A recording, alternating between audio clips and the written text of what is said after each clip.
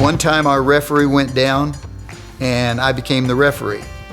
I was early in my career, but I was a pretty good rules guy, so they said, yeah, we'll make him referee. And all the old veterans, they put the white hat on me, and I'm back there and I'm refereeing. And as we broke the huddle, one of the veteran officials, he said, don't mess it up.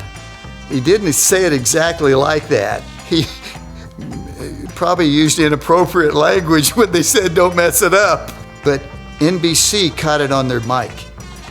And when we came back, they replayed it on TV, and they called it Sounds of the NFL. And we did hear from the home office about that. We thought we were in the confidence of our own little group here. Well, apparently those mics can hear into those groups as well. So I'm glad I didn't say it, and I'm glad I didn't mess it up.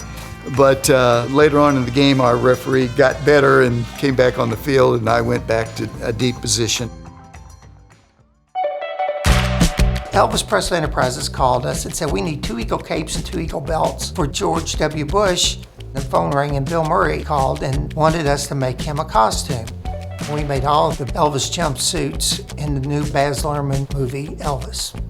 It just started out as a fluke. I had no intentions of being a costume designer.